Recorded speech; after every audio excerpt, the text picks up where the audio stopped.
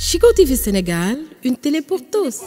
ami internet Chico TV dal leen ak jàmm bisimilah salaamaaleykum mbokki xarit yi faral saa su ne duñu teel à travers Chico TV nuyu nañu leen li gën a fës ci xibaar yi mu kaltine fukki fan ak juróom benn ci weeru juin dañu koy door rek yëglekaay bi de l'observateur ci xëtam bu njëkk bés bi lay dikkaat ak ñun flou autour de deux émissions chasse prime de 37 milliards la ñu daal di indi fësal nataal ki nga xam ne moo di Thierno Alassane Sall l'ombre de scandale à la lumière d'un marché la ñu ko daal di duppee dikkaat nañ ci ak Sonac le clash administratif sur fond de conflit électrique loolee tamit indiwaat nañu ko ci xët bu njëkk bés bi lay ba tey ñu vous semblez à chaque fois esquiver la question à traiter d'un sujet différent di si li nga xam ne rek moom moo di l'ARCOP addu ci mbir mi lay ba tey ñu ànd ak yéen ci l'observateur yéen kaay dikkaat ci li nga xam ne rek moom moo di wàllum enquête la face mortive des opérations de chirurgie esthétique à l'étranger influence illusion et vie brisée loolee la ñu daal di indi ci xët bu njëkk bés bi lay buus l'observateur ba tey ñu ànd ak yéen ci li nga xam ne rek moom moo di li gën a fees ci xibaaru bés bi ñu ànd ak yéen ci turbine yéeni kaay ñu dikkaat ba tey rek ci li nga xam ne rek bokk na ci xibaar yi gën a fees Robert Bourgi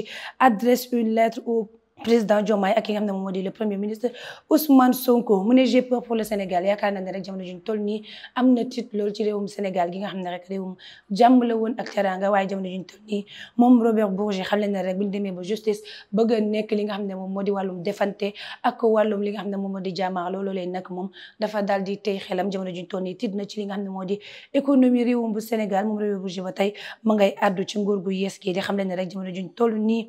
ne cédez pas à la tension de la revanche bu ñu daal di rek def wàllum fayantoo ci nguur gi leen ndax bu boobaa rek dinañu ko daal di yëg bu baax a baax moom Robert Bourgi ba tey àdduna ci li nga xam ne moo di le peuple avait voté pour l'espoir qui aujourd'hui s'effrite jàpp nañu rek yaakaar bi nga xam ne amoon nañu ko ci nguur gi dafay waaj a yàqeeku ndax rek la ñu doon bañ ak daw ci yeneen nguur yi lay moom la ñu fas yéene indiwaat source a dikkaat ak ñun ci indice du chiffre d'affaires dans le secteur de la construction si ak lañ ko daal di duppee mu ne ça n'avance pas leen amul leen loo xam ne rek mi ngi tekk ay tànku jëm kanam ci wàllum li nga xam ne moo di tabax gi wàllum bâtiment yeeg travaux yi nga xam ne jot naa am ci réewum Sénégal le collectivité détenteur de titre remis le dossier hangar pèlerin sur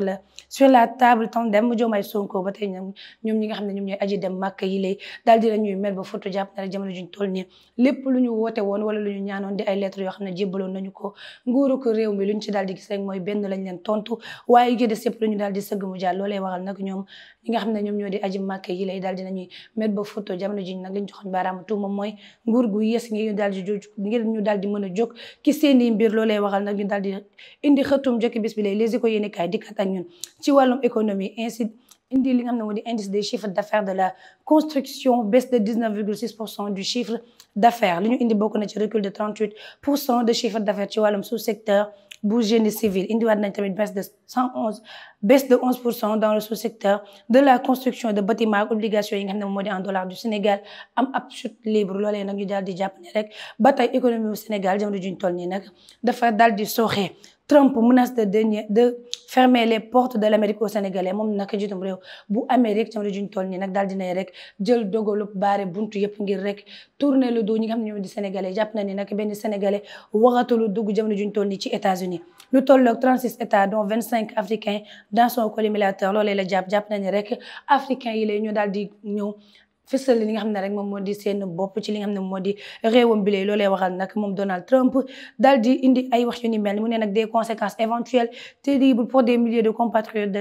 et de familles ndax rek jàpp nañ ne nag ñu fay daal di dem ngir daani seen doole ñu copp ay africain lañ loolee waxal nag jamono juñ toll nii daal di nañuy tiit ji li nga xam ne rek moom moo di wàllu baare gi nga xam ne fas yéene na koo baare lii di ay frontières am libération yi ni kay ànd ak ñun ci la NCA banque tape dans les comptes de la société nationale électricité lañ daal di indi seen écosciel ñoom nag jamono juñ tel ni nekk ci bët guddi gu bët setagul noonu nag waa Sénélec am ab scandale financier lu tolloog 2,682,747 francs ci suñuy koppar la ñu daal di puiser ci seeni compte ñoom waa Sénélec ña ko daal di def di ñi nga xam ne ñoom ñoo di banque bi di wuyoo ci turu NCA ñoom ñu ne nag jamono juñ toll nii la ko waxal mooy nag ki nga xam ne rek moom moo di caution du sous-traitant wu Sénélec la ñu daal di garanti woon jamono juñ toll nii Sénélec daal di acté woon auprès de la banque une garantie pour le caution en septembre 2020 gannaaw ba mbir yi tagga témbee nag ñoom ñi nga xam ne ñoom ñoo garanti woon la ñu daal di soutenir seen xaalis du toll ci 2 milliards ak lu teg Le Quotidien yéen kay ànd ak ñun ci dossier sous haute tension ko ñu fësal ba tey rek di Thierno Alassane Sall moom nag dañ daal def la question orale de TAS à Cheikh Diba sur le versement de prime loolee la ñuy indi rencontre prochaine entre les responsables de la banque Santander ak ki nga xam ne rek ñoo di ay Power jamono juñ toll nii nag ñoom it ñu daal di àddu bu baax a baax ci wàllum li nga xam ne rek moom moo di toile bi lay Le Soleil yéene kaay ànd ak ñun implication des minicar Cheikhou Chérif ñu ngi yemee ko ay accident yu bari bari ñoom oto yi lay nag ay minicar ñu nemmee ko rek fukk accident yu ñu daal di tudd juróom yo wala juróom ñaar ya ñoom ñi leen nag jamono juñ toll nii gannaaw bu ñu impliqué wu ci wàllum transport ci 7 dernières années yi nga xam ne moom la ñu mujjee am fii ci Sénégal à cause loolee nag la ñu waral jamono juñ toll nii ñu nemmee ko accident yu bari bari bàyyeekoo ci oto yooyu loolee nag nguur gi daal di jël ay dogal yu yees ñu saytu ana lan moo waxal yi lay accident yuy bàyyeekoo à chaque fois ci Cheikhou Chérif filé Sud du Quotidien di kat ak ñun ci arrestation et placement sous mandat de dépôt de Moustapha Diakhaté pour offense au chef de l'État moom Moustapha Diakhaté nag daal dinañu koy teg loxo ba placé ko sous mandat de dépôt la ko waral nag day kat yoo xam ne yëkkati na ko teg ko ci njuutum réew bu Sénégal ak gouvernement bi loolee waral moom Moustapha Diakhaté nag jamono juñ toll nii mu nga ca kaso une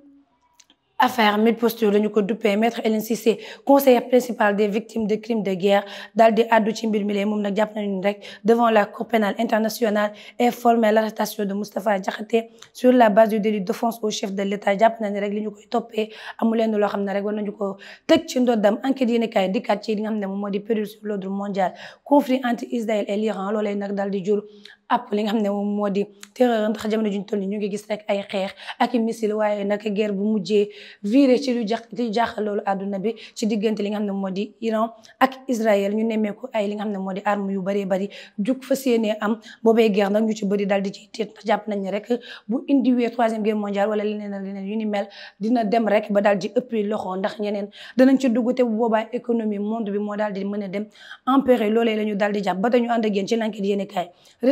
d'entrée aux usages le Sénégal et 35 autres nations dans le collimateur de Trump moom Trump nag jàpp ne juróom-ñaari réew yi nga xam ne rek bokk na ci ñu mu jot a tudd lu ci mel ni Sénégal ak pays africains yi nga xam ne nag fees nañ dell ci li nga xam ne moom moo di réewam bi dana ci daal di jóg fas yéene leneen génne ko ci nekk mu delloo la sab réew marché de rectification du rural attribué ay Power TAS interroge le ministre Cheikh Diba loolee nag la ñu indiwaat ci enquête yéene kaay ñu ànd ak yéen ba tey ci Walf Quotidien hausse de 10% du prix du baril vrai ou faux atout pour le Sénégal loolee la ñu daal di samp laaj Souleymane Keita enseignant chercheur à la FASEG moom nee na cela augmente mécaniquement la valeur des exportations et améliore la balance commerciale mais le Sénégal reste encore dépendant des importations loolee la ñu daal di jàpp wàllum pétrole gi ba tey rek amaguñ ci indépendance loolee la ñu daal di indi ba tey rek Walf Quotidien dikkat ak ñun ci li nga xam ne moom moo di guerre entre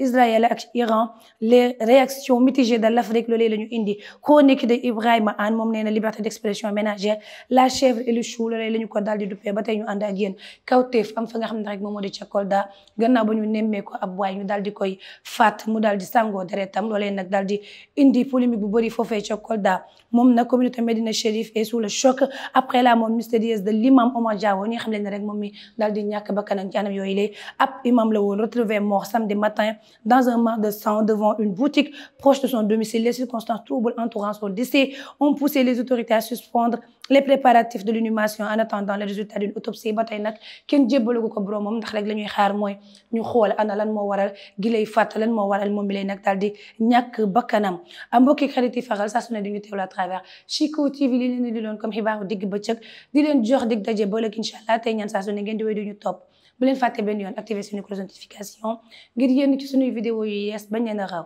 d'ici là portez-vous bien, bonne suite de programme jërë ngeen jëf. Chico TV Sénégal, une télé pour tous.